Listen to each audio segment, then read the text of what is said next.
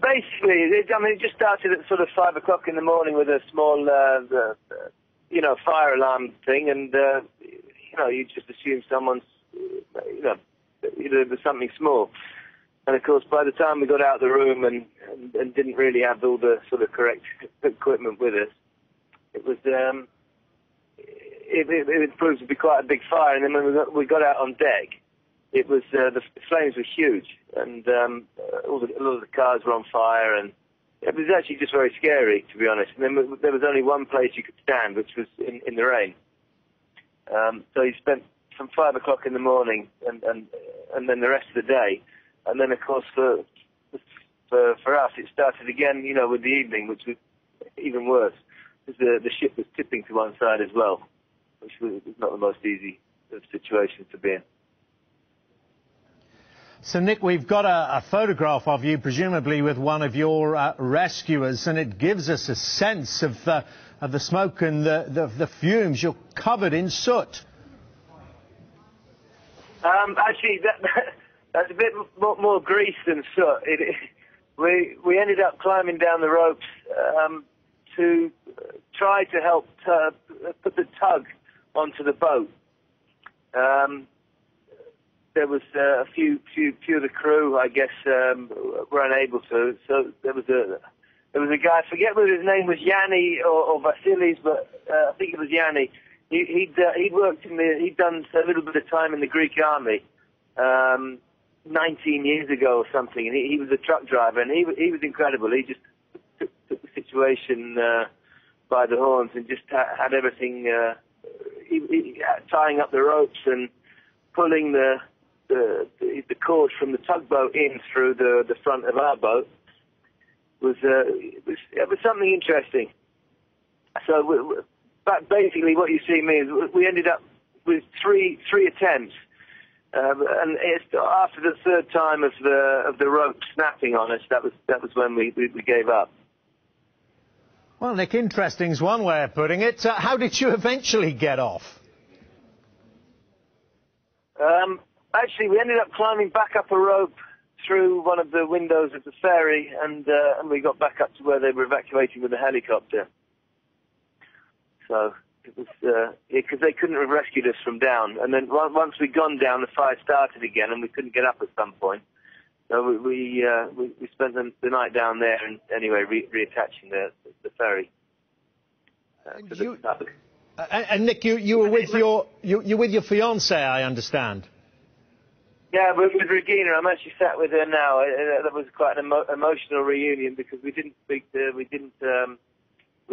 her very. We were separated for a few hours, which was, not very nice. And at the early hours of this morning, when I was starting to question whether we were going to get off it or not. So that was pretty good.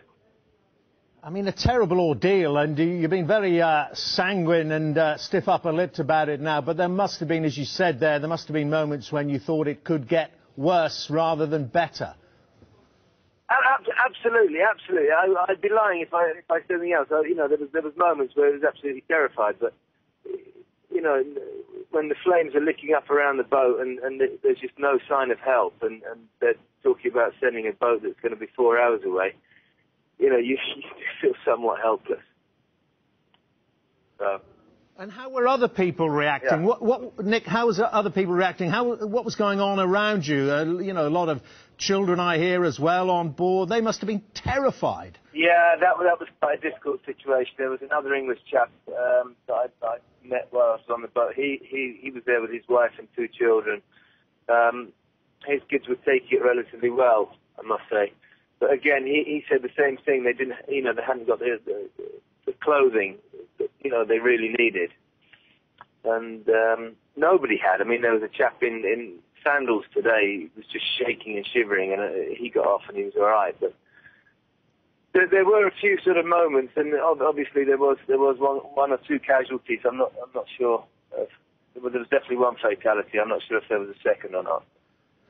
Well, Nick, we're hearing so far, Nick, we're hearing there have been 5 apparently altogether, but of course that's still to be confirmed. Tell me, well, though... I understood there was a gentleman who went down the chute and got stuck in there with his wife in the beginning of the panic at around 6 a.m. in the morning when the boats were first deployed, and apparently he didn't make it. And then there was a chap this morning that Regina witnessed slipping off the bottom rung of the ladder, and he went under the boat, and he also sadly didn't make it either. And I'm sure that, you know, with the people that were coming off the boat, some of them were in quite bad shape, obviously being so many hours in the rain.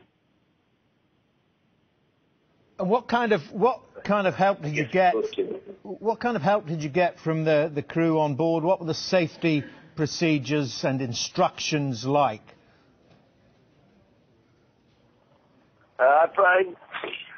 But listen, the captain was very helpful, and you know, what crew were there were very helpful. And yeah, to be honest, I don't really want to go too much into that. You know, we all got off, and I think the initial panic from everybody, because on the first night, caused a bit of problem because the fire was basically cooking everybody's feet, and everyone was in a queue to get on a lifeboat, and with the heat just being so enormous, people just panicked, and I didn't even try and get on one. Regina and I stood upstairs, just hoped for the best, really, that someone would come and help us.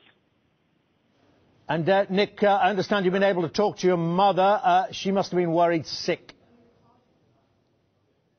Yeah. I think I sent her a text actually at one point saying, you know, because I called her at 5 o'clock in the morning, just said hi, send my love, and blah blah blah. Sorry, I called you by mistake. Just in case, obviously, something more sinister happened. When it first started, we didn't really know what was going on. And then, around 5 o'clock this morning, I did send a couple of text messages out to people because I'd sort of convinced myself that we were going a little bit the wrong way. Okay. The boat started to tilt over, and even if it wasn't much, it felt like it was. I mean, all right. By the time I left on the helicopter today, it felt quite bad. We must end it there, Nicholas. Thank you very much indeed for talking to us.